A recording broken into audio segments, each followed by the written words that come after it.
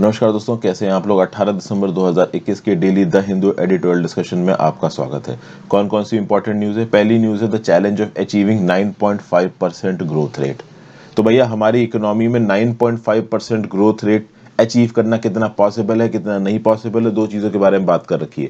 Gross value added, gross domestic product. और quarter wise यहाँ पे बात कर रखी है सी रंगराजन साहब ने। तो इन्होंने जो व्यू पॉइंट्स दिए हैं उसको हम लोग देखेंगे। फिर डिसेबल्ड सिटीजन्स के रिस्पेक्ट में एक आर्टिकल है। रिसेंटली ही हमारी मिनिस्ट्री ऑफ होम अफेयर्स ने एक्सेसिबिलिटी स्टैंडर्ड्स को रिलीज किया है। क्या है ये एक्सेसिबिलिटी स्टैंडर्ड्स और वो किस प्रकार से कम पड़ रहे हैं हमारी डिसेबल्ड पॉपुलेशन का ध्यान रखने के लिए, उसके बारे में यहाँ पे बात करेंगे। फिर नेक्स्ट आर्टिकल है वो यहाँ पे बात कर रहा है कि अभी रिसेंटली ही रशिया के जो प्रेसिडेंट है पुतिन साहब, वो इंडिया आए और इंडिया आके मोदी जी से मिले। अभी जस्ट इसके बाद वो जाके चाइना से मिल रहे हैं और चाइना के प्रेसिडेंट मिस्टर जी जिनपिंग के मक्खन सा लगाते नजर आ रहे हैं। तो इस कंटेक्स्ट में रशिया किस हद तक इंडिया का एक रिलायबल पार्टनर हो सकता है, उसके बारे में एक व्यू पॉइंट दिया हुआ है, तो इसको यहाँ पे देखेंगे। और अगला, when the chips are down, India की जो सेमीकंडक्टर मिशन है जिसके लिए इंडिया ने 76,000 करोड़ रुपीस एलोकेट किया है, जो कि लगभग निकल के आता है $10 billion, $10 billion. This is grossly इनएडिक्वेट, ऐसा इस आर्टिकल में बताया जा रहा है। ये बहुत ज्यादा कम है with respect to the amount of scale of investment we need for this semiconductor industry। तो सेमीकंडक्टर इंडस्ट्री के लिए जितना पैसा चाहिए उससे बहुत कम यहाँ पे अलॉट किया जा रहा है सरकार के द्वारा। ऐसा क्यों है, इसके बारे में जो व्यू पॉइंट्स हैं वो यहाँ पे देखेंगे। तो सबसे पहले शुरू करते हैं, for disabled citizens to have the police they deserve. क्या बताया जा रहा है यहाँ पे, ये बेसिकली डिसेबल्ड सिटीजन्स के लिए पुलिस कितनी ज्यादा वेलकमिंग होनी चाहिए, कितनी ज्यादा आप कह लो कि एक्सेसिबल होनी चाहिए, इसके बारे में बात कर रहे हैं। एक डिसेबल्ड पर्सन अपनी डिसेबिलिटी के चलते he is a very heightened risk of violence. क्यों? क्योंकि जब उसके खिलाफ वायलेंस होगा वो इस हालत में नहीं है कि वो अपने आप को बचा पाए। और इस बात को बहुत अच्छी तरीके से एक केस में डिस्प्ले किया गया है।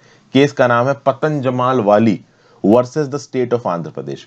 ठीक है, इसमें एक ब्लाइंड एससी वुमेन का रेप हुआ है। तब सोचिए, एक ब्लाइंड एससी वुमेन ये तक नहीं जानती, वो देख नहीं सकती कि उसका रेप किसने किया। अब ऐसे केसेस में वो वुमेन्स विद डिसेबिलिटी इस प्रकार के सेक्सुअल वायलेंस की तरफ बहुत ज्यादा वल्नरेबल हो जाती है। और आप एक बार को ह्यूमन पर्सपेक्टिव से जरा उस वुमेन के उससे सोचिए, वो इस हालत में ही नहीं है कि अपने आप को प्रोटेक्ट कर सके, बचा सके। आज की डेट में वुमेन्स कमजोर नहीं है, लेकिन एक डिसेबल्ड वुमेन के अगेंस्ट जो ये लोग करते हैं वो कितने इनह्यूमन है, भगवान मालिक है भाई। वो किस दिमाग के लोग हैं, किस विकृत मानसिकता के लोग हैं। बट फिर भी These women are soft targets. They are easy victims of commission of sexual violence। और इनको बचाना दो लोगों की रिस्पॉन्सिबिलिटी है। एक तो सोसाइटी जिसके हम सब मेंबर हैं, और दूसरा एडमिनिस्ट्रेशन। और ये जो गलत लोग हैं ये सोसाइटी में ही एडजस्ट करते हैं। तो इंपॉर्टेंट किसकी रिस्पॉन्सिबिलिटी आ जाती है? एडमिनिस्ट्रेशन की, सरकार की। तो इस कंटेक्स्ट में भी ड्राफ्ट एक्सेसिबिलिटी स्टैंडर्ड्स और गाइडलाइंस रिलीज की गई है एमएचए के द्वारा, मिनिस्ट्री ऑफ होम अफेयर्स के द्वारा। इसके चलते ये बोला गया है कि भाई जितना भी इंफ्रास्ट्रक्चर है होम मिनिस्ट्री के अंदर, जैसे कि police station, prisons, disaster mitigation centre और इनसे एसोसिएटेड जो सर्विसेज है, इसमें कैसे ना कैसे करके डिसेबल्ड लोगों को मदद दी जाएगी। इन स्पेसेस में जो कि एमएचए के अंदर आते हैं, ये बैरियर फ्री होने चाहिए। ठीक है ना, पर्सन्स विद डिसेबिलिटी को यहाँ पे पूरे राइट्स मिलने चाहिए। और ये जो स्टैंडर्ड्स अभी के लिए रिलीज किए गए हैं, ये कुछ मायनों में छोटे पड़ जाते हैं। ये कुछ मायनों में ओवरऑल आप देखो तो डिसेबल्ड डिफरेंटली एबल्ड के अगेंस्ट जाते हैं। क्योंकि सबसे पहली बात तो इन स्टैंडर्ड्स में लिखा हुआ है सोशल रिस्पॉन्सिबिलिटी। तो ऑथर इस बात को क्रिटिसाइज कर रहा है कि देखिए, सोशल रिस्पॉन्सिबिलिटी तो है इन डिसेबल्ड पर्सन्स को बचाना, लेकिन सोसाइटी अपनी रिस्पॉन्सिबिलिटी इतना ही अच्छी तरीके से समझती होती तो इनके खिलाफ क्या कोई क्राइम होता? नहीं होता। तो क्राइम हो रहा है तो मतलब हमारी ही सोसाइटी में गलत लोग हैं, और उसको रोकने की रिस्पॉन्सिबिलिटी किसकी है? पुलिस की। फिर आगे यहाँ पे क्या बताया जा रहा है? The standard set out models for building new police stations as well as improving upon existing police stations in prison that are modern, gender sensitive and accessible। मतलब यही सब बातें यहाँ पे बोली जा रही हैं कि भाई जो स्टैंडर्ड्स हैं वो बोलते हैं कि वेबसाइट्स और इंस्टीट्यूशन, सोशल नेटवर्क्स बनाइए पुलिस स्टेशन की जो कि एक्सेसिबल हों। पुलिस स्टेशन के अंदर पर्सन्स विद डिसेबिलिटी के लिए ओवरऑल एक आप कह लो कि एक्सेसिबल इंफ्रास्ट्रक्चर होनी चाहिए। जैसे फॉर एग्जाम्पल कोई पर्सन, जैसे आप देखो, जो लोग हम लोग देख सकते हैं, हम लोग जब मान लो कहीं चल रहे होते हैं, किसी एक हॉस्पिटल में घुसे, तो उसमें बताया जाता है मैटरनिटी वार्ड राइट में है, टॉयलेट्स इस तरफ है, मॉल के अंदर भी बोर्ड लगे रहते हैं टॉयलेट्स इस तरफ है। अब जो डिसेबल्ड पर्सन देख नहीं पा रहा, वो कैसे जानेगा कि टॉयलेट कहाँ पे है या ये पर्टिकुलर चीज कहाँ पे है? तो उसके लिए ऑडिटरी अनाउंसमेंट लगाए जा सकते हैं।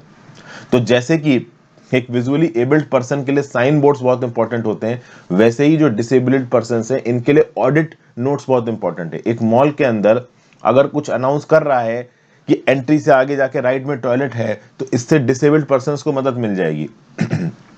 तो क्यों ना उनके लिए इस प्रकार की चीजें की जाए, समझ गए? फिर ये जो स्टैंडर्ड्स हैं, ओके, ये क्या बोलते हैं? The police staff on civil duty could be persons with disability. मतलब कि जो पुलिस स्टाफ पुलिस स्टेशन में डिसेबल्ड पर्सन के लिए बैठा हुआ है वो डिसेबल्ड भी हो सकता है। लेकिन एक प्रॉब्लम है यहाँ पे, देखिए, एक ऑफिस मेमोरेंडम इशू किया गया था department of empowerment of persons with disability in August 2021। देखिए, इंडियन पुलिस सर्विसेज में जो पोस्ट है, Delhi, Andaman and Nicobar islands, Lakshadweep, Daman and Diu, Dadra Nagar Haveli police services में जो लोग हैं, Indian railway protection force services में जो लोग हैं, इन सेंट्रल पुलिस सर्विसेज में ओवरऑल अगर आप देखो जो रिक्रूटमेंट होता है उसमें जो डिसेबल्ड का 4% रिजर्वेशन कोटा है ना, वो लागू नहीं होता है। तो अगर आप किसी डिसेबल्ड कैटेगरी में आते हो तो आईपीएस के लिए आप कंपीट नहीं कर सकते हो। तो जब इन सर्विसेज में कोई डिसेबल्ड पर्सन रिक्रूट ही नहीं हो रहा है तो पुलिस स्टेशन में आप डिप्लॉय किसको करोगे? ये भी यहाँ पे एक बात बताई जा रही है। तो ऑथर यहाँ पे बोल रहा है कि एक ऐसी पुलिस फोर्स जो कि डिसेबल्ड पर्सन को रिक्रूट ही नहीं कर रही, वो डिसेबल्ड के लिए क्या करेगी?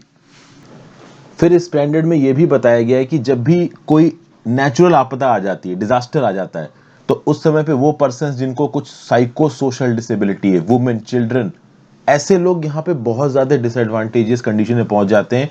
ये इन स्टैंडर्ड्स में लिखा हुआ है।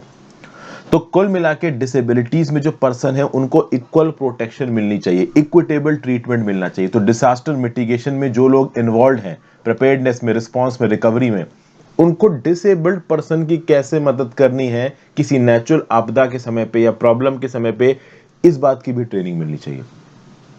ठीक है भाई।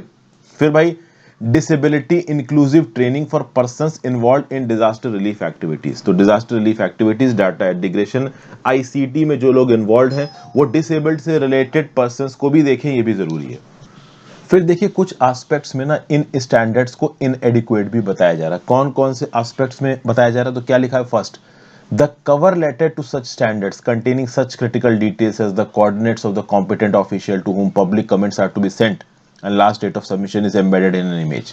कहने मतलब ये है कि डिसेबल्ड पर्सन से रिलेटेड अगर किसी प्रॉब्लम को रिपोर्ट करना है अथॉरिटीज को, तो उसकी रिपोर्टिंग के लिए एक इमेज सी बना रखी है स्टैंडर्ड्स में, और उस इमेज को जो विजुअली डिसेबल्ड पर्संस के लिए टेक्स्ट रीडर होता है ना, उससे स्कैन नहीं किया जा सकता। तो अगर एक डिसेबल्ड पर्सन उस पर्टिकुलर टेक्स्ट के थ्रू पहुंचना चाहे एक कॉम्पिटेंट ऑफिशियल तक अपनी प्रॉब्लम को बताने के लिए, तो वो यहां पे नहीं हो सकता है। दूसरा यहां पे क्या बताया जा रहा है, जो मैंने आपको पहले बताया था कि भाई देखिए, डायरेक्शनल सिग्नेज तो होता है हर जगह पे, ओके। अभी फॉर एग्जांपल विजुअली एबल्ड तक के लिए डायरेक्शनल सिग्नेज होता है, ओके। लेकिन बात यहां पे ये है कि जो विजुअली डिसेबल्ड है, जो विजुअली एबल्ड उनकी बात तो अलग है, उनको दिख रहा है कम से कम।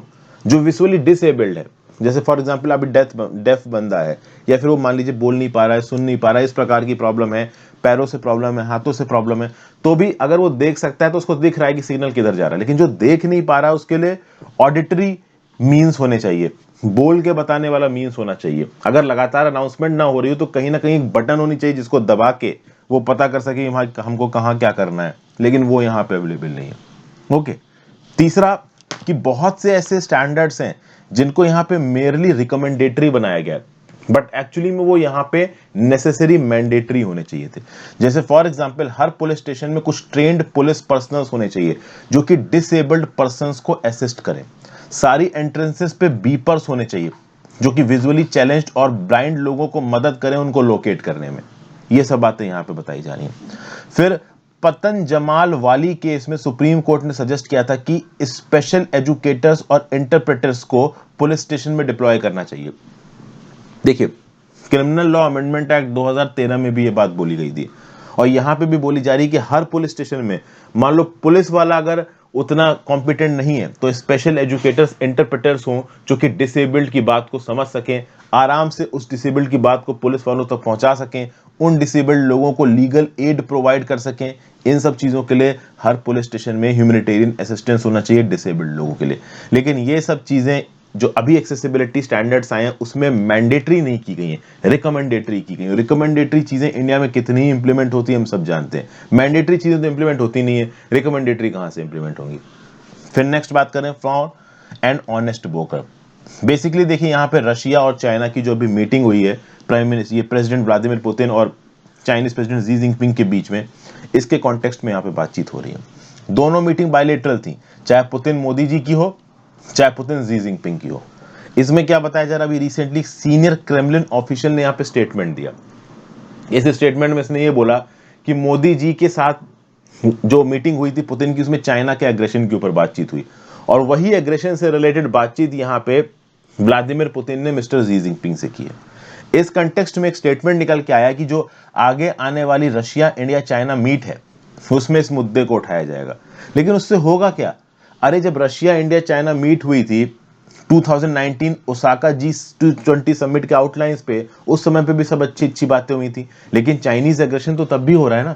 लाइन ऑफ एक्चुअल कंट्रोल पे जो कुछ भी हो रहा है, इससे ये बात पता चल गई है कि चाइना पीसफुल को एग्जिस्टेंस और ग्रोथ के सिद्धांत में भरोसा नहीं रखता है। चाइना ने पहले के सारे बायलेटरल एग्रीमेंट्स तोड़ दिए, चाहे वो मोदी जी ममालापुरम समिट हो, चाहे वो मोदी जी वुहान समिट हो। तो इस कंटेक्स्ट में आप देखें तो रिसेंटली बहुत सी मीटिंग्स हुई हैं जहां पे जी जिनपिंग और मोदी जी इन्वॉल्व हुए थे, जैसे कि ब्रिक्स में, एससीओ में, G20 में, लेकिन कहीं पे भी फेस टू फेस फॉर्मेट में, इवन वर्चुअली तक यहाँ पे बातचीत नहीं हुई है। तो कुल मिला के यहाँ पे रशिया इंडिया चाइना की मीट से भी कुछ नहीं होने वाला है, ये बात क्लियर है। ये बस बातों को टालने की बात है। जो भी प्रोमिसेस यहाँ पे वांग ई ने किए थे एस जयशंकर को, वो पूरा करने की जरूरत है। और वो ये है कि जो एग्रेशन चाइना ने लाइन ऑफ एक्चुअल कंट्रोल पे किया है उससे वो पीछे जाए। तब चाइना भी इस बात को जानता है कि हम आगे नहीं बढ़ सकते, और चाइना भी इस बात को जानता है कि एक बार हम पीछे चले गए तो जो इलाका उन्होंने अभी कब्जाया है वो वापस नहीं ले पाएंगे। इंडियन फोर्सेस इतनी स्ट्रांग है, तो इसलिए जितना कब्जा के बैठे हैं उतना कब्जा के बैठे हुए हैं, वापस जाने को रेडी नहीं है, किसी भी हाल में वापस जाने को रेडी नहीं है। और हम पता है क्यों मजबूर है? हम इसलिए मजबूर है क्योंकि हम चाइना के सामने इकोनॉमिकली और टेक्नोलॉजिकली वीक हैं। हमें चाइना की टेक्नोलॉजी की जरूरत है, उनके सामान की जरूरत है, हम इंपोर्ट करते हैं। कभी पोर्ट कस्टम ऑफिसर से पूछना, जितनी बिल ऑफ एंट्रीज फाइल होती है ना इंडिया के अंदर इंपोर्ट करे, ज्यादातर तो चाइना की ही होती है। हमारी ऑटोमोबाइल इंडस्ट्री, फार्मास्यूटिकल इंडस्ट्री सब ठप पड़ जाएगी अगर चाइना से इंपोर्ट आने बंद हो गए। ये प्रॉब्लम है यहाँ पे। हालांकि अगर आप देखो तो इंडिया रशिया के डिफेंस और बायलेटरल टाइज अच्छे हैं। इंडिया ने रिसेंटली रशिया से S-400 मिसाइल डिफेंस सिस्टम खरीदे हैं, इस बात के बावजूद कि यूएस सैंक्शंस लगा सकता है। लेकिन इंडिया को मॉस्को के साथ, मतलब रशिया के साथ बहुत ध्यान बरतना होगा। देखिए, अगर जिसको भी ये लगता है कि रशिया इंडिया का बहुत अच्छा दोस्त है और आगे आने वाले समय में चाइना के कंटेक्स्ट में रशिया इंडिया की मदद करेगा, वो बहुत, आप कह लो, रोजी दुनिया में है। उसकी बहुत ही गलत और फ्लॉड अंडरस्टैंडिंग है फॉरेन पॉलिसी की। रशिया चाइना से बहुत ज्यादा अलाइंड है, और चाइना के अगेंस्ट जाके रशिया इंडिया के फेवर में कुछ करे, देखिए ऐसा कुछ होने वाला है नहीं, बहुत मुश्किल है। इकोनॉमिकली रशिया बहुत हद तक चाइना के ऊपर डिपेंडेंट है। एक 30 साल का एग्रीमेंट हुआ है $400 बिलियन की गैस पाइपलाइन का। बहुत सारे वेपन्स चाइना रशिया से खरीदता है, और ऑब्वियस सी बात है वेस्टर्न कंट्रीज, यूरोप और यूएसए रशिया को आइसोलेट करने की कोशिश कर रहे हैं। तो इस कंटेक्स्ट में रशिया का एक दोस्त यहां पे निकल के आता है, और वो कौन है? चाइना। इनफैक्ट अफगानिस्तान के इशू पे भी ये जो ट्रोइका प्लस ग्रुप बना है, इसमें यूएस, चाइना, पाकिस्तान थे, बट इंडिया नहीं था, जबकि इंडिया को भी यहाँ पे होना चाहिए था। तो इस कंटेक्स्ट में अगर आप कोई भी ये सोचता है कि Vladimir Putin is a friend of India, specially in context of China, तो ऐसा नहीं है। यहाँ पे कोई किसी का दोस्त नहीं है। जब बात आती है चाइना के साथ LAC पे एग्रेशन की, तो इंडिया बिल्कुल अकेला है, ये बात एकदम क्लियर होनी चाहिए सबको। और रशिया कितना धोखेबाज देश है, ये इस बात से पता चलता है कि रिसेंटली आपको पता होगा आर्मेनिया और अजरबैजान की एक लड़ाई हुई थी, और नगोर्नो काराबाग का जो डिस्प्यूटेड इलाका है, जो कि आर्मेनिया के कंट्रोल के अंदर था, उसको अजरबैजान ने मिलिट्रीली छीन लिया। अजरबैजान की मदद की थी टर्की ने मिलिट्रीली। आर्मेनिया मदद मांगता रह गया, अपनी नाक घिसता रह गया रशिया के सामने, इरिस्पेक्टिव ऑफ द फैक्ट कि ये आर्मेनिया CSTO का मेंबर है, collective security treaty organisation. USA के अम्ब्रेला के अंदर है नाटो। नाटो का क्या मतलब है कि जो भी 20 से ज्यादा कंट्रीज नाटो की मेंबर, अगर उनमें से किसी के ऊपर भी अटैक होता है, मतलब सारी कंट्रीज के ऊपर अटैक हो गया, तो सब लोग मिलिट्रीली मदद करने आएंगे। सीएसटीओ में भी कुछ ऐसा ही है। लेकिन जब अर्मेनिया के ऊपर अटैक हुआ, रशिया ने मदद करने से मना कर दिया। क्यों मना कर दिया? क्योंकि रशिया टर्की को भी वेपन बेचता है, रशिया अजरबैजान को भी वेपन बेचता है। तो अब अर्मेनिया जैसी चिल्लर कंट्री के लिए बाकी दोनों वेपन मार्केट से क्यों पंगा लो और अपनी आर्मी क्यों लड़ने के लिए भेजो? तो ये सब जो देश है ना, ये बस नाम भर के हैं। इन देशों की पॉलिटिक्स देख के पता है क्या याद आता है? अंग्रेज याद आते हैं मिडवल इंडिया की। याद है एक बार टीपू सुल्तान का जो बाप था हैदर अली, हैदर अली ने ईस्ट इंडिया कंपनी के साथ कर लिया सेटलमेंट कि भाई कल की डेट में अगर मराठास मुझ पर अटैक करते हैं, निजाम अटैक करता है, तुम मदद करने आओगे। हैदर अली पे जब अटैक हुआ, अंग्रेज आए ही नहीं, दिखे ही नहीं। तो कुछ ऐसा ही हो रहा है यहाँ पे, समझ गए? ये रशिया और इंडिया के बीच में जो भी एग्रीमेंट हो रहे हैं, जो यूएस बोल रहा है इंडिया को कि हमारे साथ एक डिफेंस पैक्ट कर लो, हम डिफेंस पैक्ट कर भी लेंगे ना यूएसए के साथ। कल की डेट में चाइना वॉर हो जाता है तो यूएसए दिखेगा नहीं यहाँ पे। ये रियलिटी है आज की डेट की। तो इंडिया बहुत अच्छी तरीके से इस बात को जानता है कि इंडो पैसिफिक की पॉलिटिक्स में और ओवरऑल अगर एक बायलेटरल जंग छिड़ती है और एलएसी की टेंशंस में, इंडिया अकेला है और उसको अकेले ही अपनी ताकत बढ़ानी पड़ेगी किसी भी प्रकार के एग्रेशन को टैकल करने के लिए। ये बातें यहां बताएंगे। फिर next article, when the chips are down the semiconductor mission can power the development of chip and display industry. देखिए अभी एक हफ्ता ही हुआ है, 76,000 करोड़ रुपए का प्लान यहां पे सैंक्शन किया है यूनियन कैबिनेट ने सेमीकंडक्टर्स और डिस्प्ले मैन्युफैक्चरिंग इकोसिस्टम को बढ़ाने के लिए। ठीक है, इंटीग्रेटेड चिप्स को डेवलप करने के लिए। Integrated chips are basic building blocks that serve as the heart and brain of all modern electronics and information and communication technology products. ठीक है, ये जो चिप्स है they are integral part of contemporary mobiles, household gadgets, refrigerator हो, ECG machines हो, आपके हाथ का फोन हो, घर में टीवी हो, कोई भी इलेक्ट्रॉनिक प्रोडक्ट उठा लीजिए, चिप्स की जरूरत लगती है इसमें। और खास बात यह है कि कोविड-19 के पैंडेमिक के आने के बाद यह बात तो बिल्कुल क्लियर हो गई है कि भाई जो मैन्युफैक्चरिंग इंडस्ट्रीज है वो और डिजिटल जा रही हैं। तो और डिजिटल जा रही हैं तो और इलेक्ट्रॉनिक प्रोडक्ट्स की जरूरत पड़ेगी, और इलेक्ट्रॉनिक प्रोडक्ट्स की जरूरत पड़ेगी तो और सेमीकंडक्टर्स की प्रोडक्ट पड़ेगी, क्योंकि हर चीज ऑनलाइन जा रही है।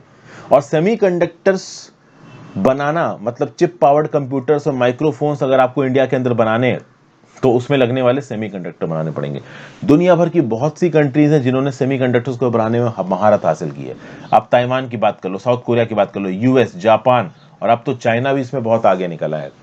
तो इंडिया को भी यह पता चला कि इस पर्टिकुलर सेंसिटिव डोमेन में हमें कुछ ना कुछ करना पड़ेगा, नहीं तो हम पीछे छूट जाएंगे।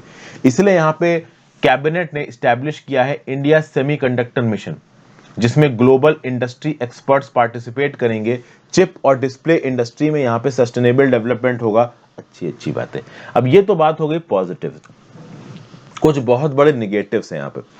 पहला निगेटिव क्या है कि जितना पैसा यहां पे एलोकेट किया गया है 76,000 करोड़, ये बहुत इनएडिक्वेट है।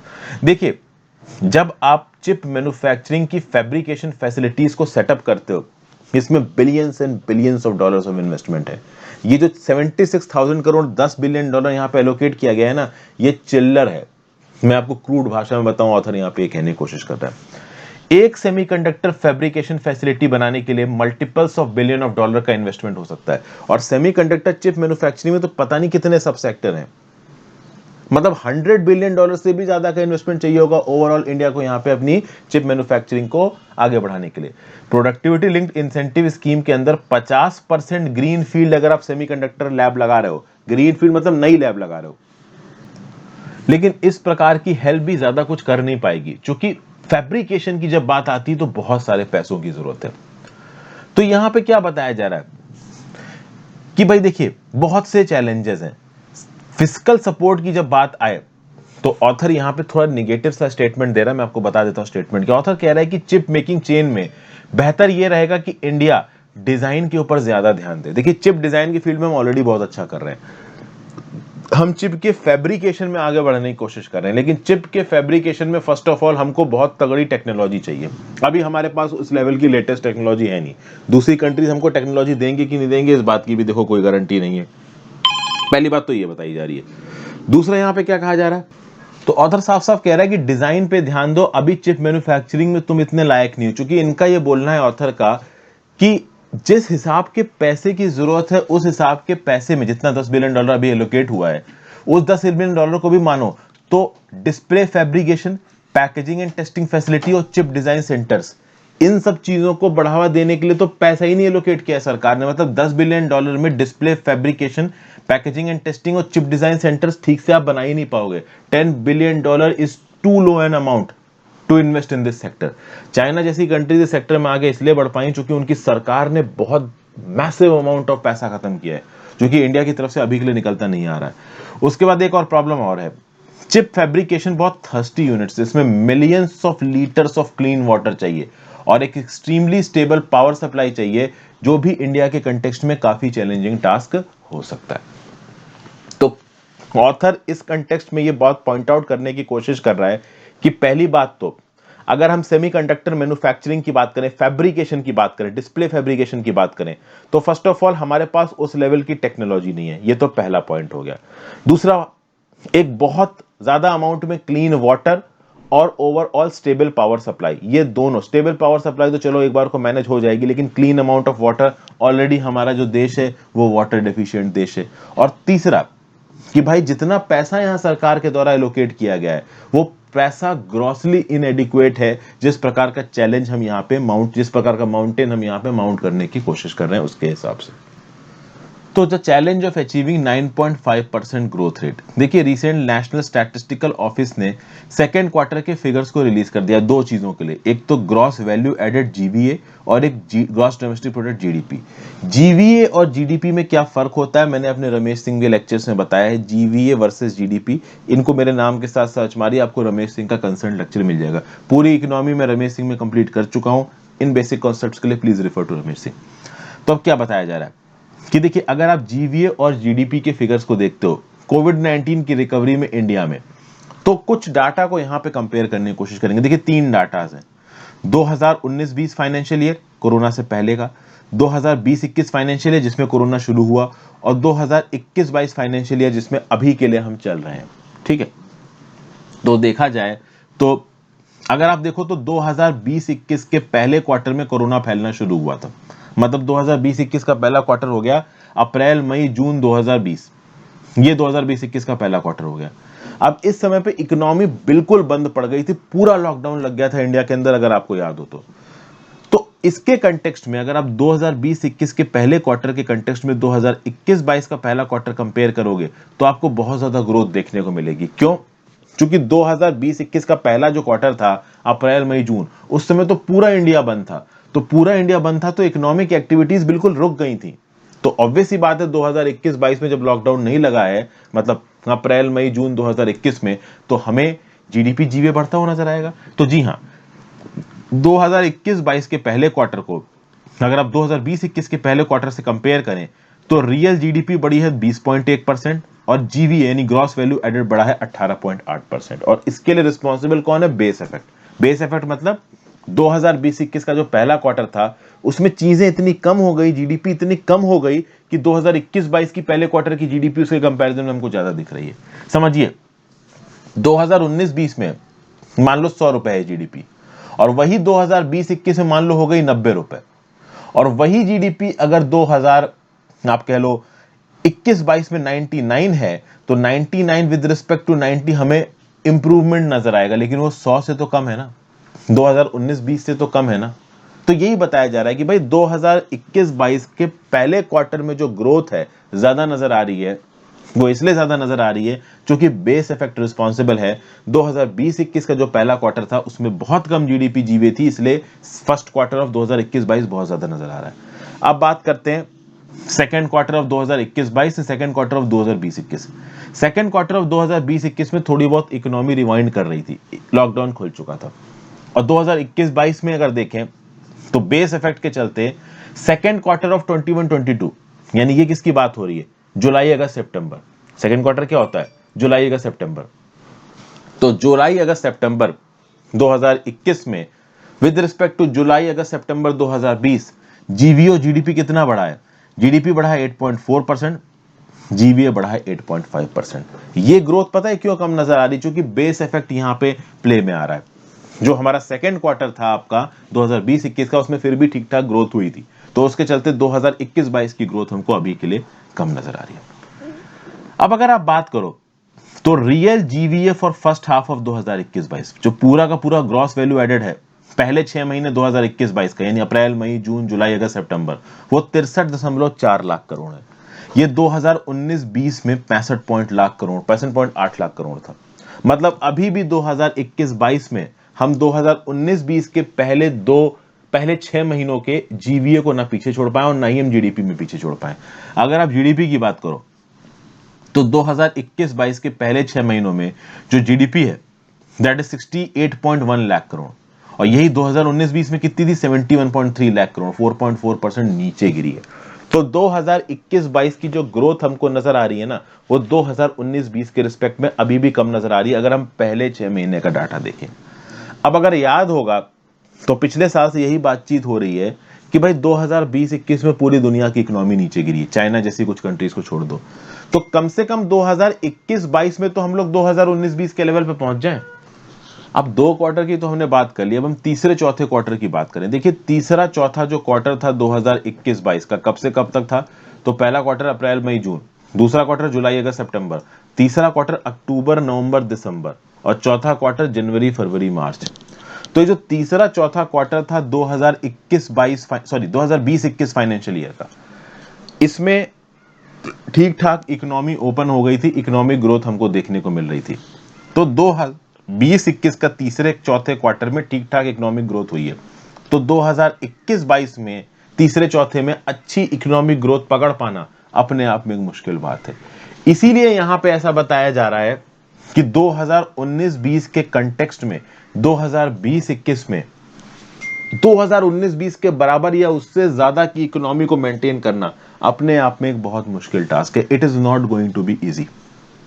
ठीक है, अगर ये करना था तो हमें पहले और दूसरे क्वार्टर ऑफ 2021-2022 में भयंकर लीड लेनी थी, वो अभी के लिए हम यहां पे नहीं ले पाए।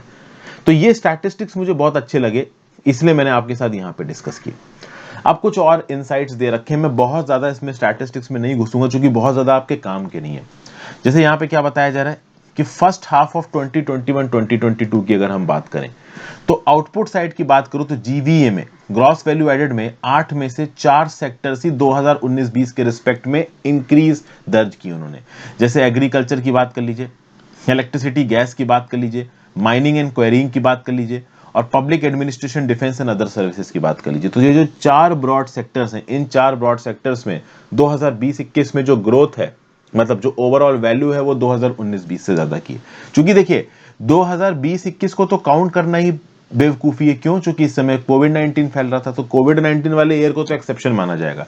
लेकिन हम कह सकते हैं कि 2021-2022 कोविड के बाद का ईयर है, तो कम से कम 2021-2022 में तो 2019-20 जो कि कोविड से पहले का ईयर है उससे ज्यादा की ग्रोथ हो, लेकिन वो भी यहां पे देखने को हमको नहीं मिल पा रही है। काफी मुश्किल हो रहा है। जीवीए के 8 सेक्टर्स में से केवल 4 सेक्टर में हमको ग्रोथ देखने को मिल रही है। In fact public administration, defence and services वाले हेड में, पब्लिक एडमिनिस्ट्रेशन में 5.8% की ग्रोथ है, डिफेंस और अदर सर्विसेज में 17.4% की ग्रोथ है। कब? सेकेंड क्वार्टर ऑफ 2021-22 में। अब खास बात यहां पे क्या बताया जा रहा है, कैपिटल एक्सपेंडिचर की बात करो। कैपिटल एक्सपेंडिचर क्या होता है? आई होप आपको करंट और कैपिटल एक्सपेंडिचर के बीच का फर्क पता हो। कैपिटल एक्सपेंडिचर जो सरकार अपने एसेट्स को करने में खर्चा करता है पैसा, वो कैपिटल एक्सपेंडिचर माना जाता है। तो कल की डेट में मान लीजिए सरकार नए स्कूल बनवाती है, नए हॉस्पिटल बनवाती है, तो ये किस में काउंट किया जाएगा? कैपिटल एक्सपेंडिचर में काउंट किया जाएगा। सरकार नए वेपन्स खरीदती है, जैसे हमने S-400 मिसाइल सिस्टम खरीदे, हम कल की डेट में मान लो रफाल खरीदते हैं फ्रांस से, तो इसके लिए हम जो पैसा आ रहे हैं वो कैपिटल एक्सपेंडिचर में काउंट होगा। क्यों? क्योंकि हमारे एसेट्स बढ़ रहे हैं। लेकिन कल की डेट में इसी हॉस्पिटल को मेंटेन करने में आपने 5 लाख खत्म किए। रफाल की मान लो एक विंग में कोई टेक्निकल प्रॉब्लम आ गई, उसको सॉल्व करने के लिए आपने 30 लाख रुपए खत्म किए। तो ये जो खर्चे हैं ये फिर करंट अकाउंट में आ जाते हैं। तो यही यहां पे बताया जा रहा है कि 2021-22 के फर्स्ट हाफ में जो कैपिटल एक्सपेंडिचर है सेंट्रल गवर्नमेंट का, ये 38.3% बढ़ा है, जो कि मैं बोलूंगा कि एक अच्छा इंक्रीज है। ठीक है, ये सब बातें यहां पे बताई जा रही। फिर क्या बताया जा रहा है कि अगर आप ग्रॉस फिक्स्ड कैपिटल फॉर्मेशन की बात करो, if you are talking about gross fixed capital formation, तो gross fixed capital formation second quarter of 2021-2022 में 1.5% से बढ़ा है इन कंपैरिजन टू 2019-20।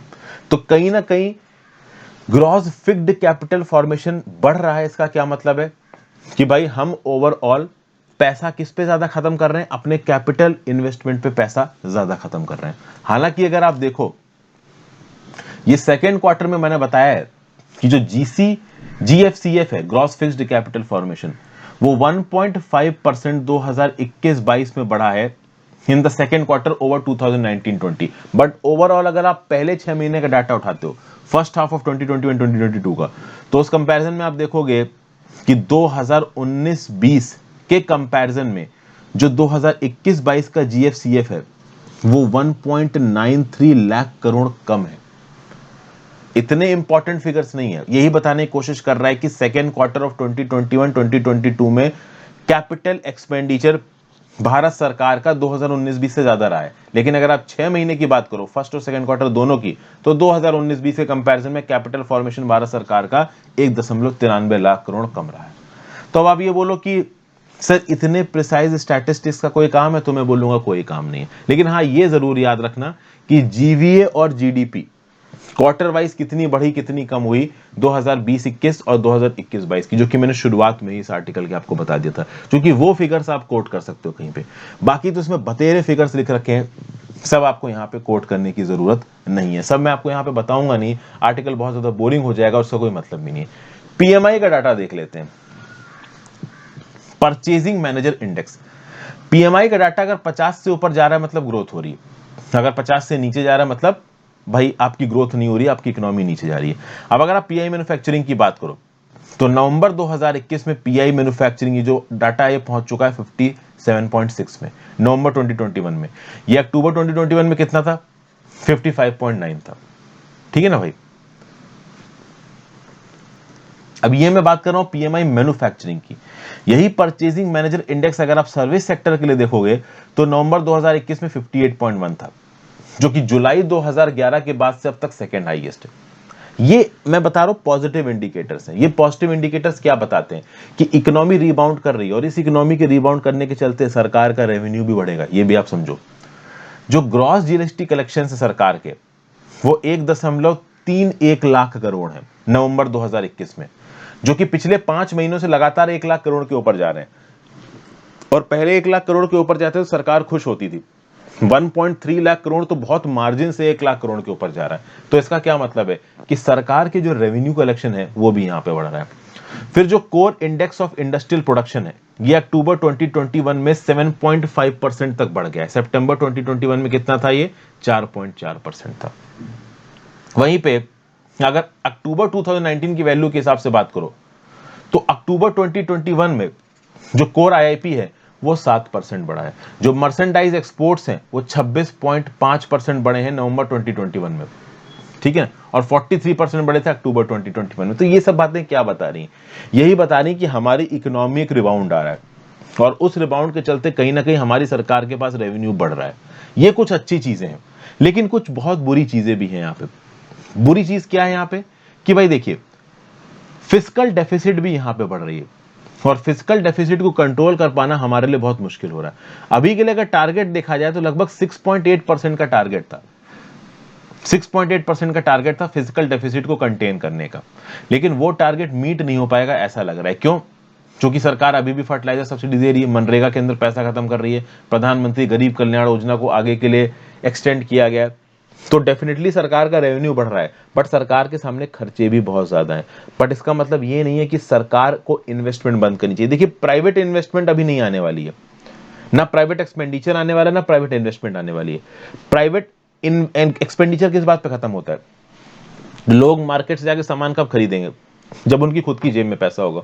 उनकी जेब में पैसा कब होगा, जब उनको नौकरी मिलेगी, उनका एम्प्लॉयमेंट बना रहेगा। उनका एम्प्लॉयमेंट कब बना होगा, जब इकोनॉमी बूम करेगी। और इकोनॉमी की बूम करने के लिए कैपिटल एक्सपेंडिचर केंद्र की सरकार की तरफ से और राज्य की सरकारों की तरफ से आना चाहिए, वो नहीं कम होना चाहिए। वो थोड़ा बहुत यहाँ कम होता नजर आ रहा है। इस बात पे यहाँ पे सी रंगराजन साहब और डी के श्रीवास्तव साहब कुछ रिजर्वेशंस भी व्यक्त कर रहे हैं। तो ये था ओवरऑल एनालिसिस इस आर्टिकल का। जितनी इंपॉर्टेंट चीजें हैं वो मैंने आपको सारी की सारी यहाँ पे बता दी हैं, ठीक है ना। ये सब ठीक यहाँ पे बताया गया है। ओवरऑल अगर देखा जाए तो रिजर्व बैंक ऑफ इंडिया और इंटरनेशनल मॉनेटरी फंड ने प्रोजेक्ट किया था कि 2021-22 में जो हमारी इकोनॉमी है वो 9.5% बढ़ेगी, और अगर हम इसको अचीव कर लेते हैं तो बहुत आसानी से हम 2000 आप देखो 22-23 में हम 6 से 7% की ग्रोथ पा पाएंगे। एक्चुअली में 2021-22 में अगर हमको 9.5% की ग्रोथ चाहिए तो प्रॉब्लम यह है कि हमें second half of 2021-2022 second half मतलब कि तीसरे और चौथे क्वार्टर में 6.2% की ग्रोथ चाहिए, और तीसरे चौथे क्वार्टर में 6.2% की ग्रोथ इसलिए मुश्किल है क्योंकि ये ग्रोथ है with comparison to third and fourth quarter of 2020-2021, और third and fourth quarter of 2020-2021 वो इकोनॉमिकली बहुत अच्छे थे। तो इकोनॉमिकली अच्छे क्वार्टर्स के रिस्पेक्ट में 6.2% की ग्रोथ पोस्ट कर पाना ये अपने आप में मुश्किल बात है। तो अगर हम सेकेंड हाफ ऑफ 2021-2022 में 6.2% की ग्रोथ पा पाते हैं तो पूरे साल के लिए 9.5% की ग्रोथ हमको मिल जाएगी। अब ये इकोनॉमिक फिगर्स आने में भी कुछ महीने और लगेंगे। तो ये पूरा एनालिसिस था, आई होप आपको कुछ समझ में आया हो। आखिरी आर्टिकल थोड़ा सा ट्रिकी था, हो सकता है कुछ लोगों के लिए ट्रिकी हो गया हो, बट इन एनी केस जितना हो सका मैंने समझाने की कोशिश की है।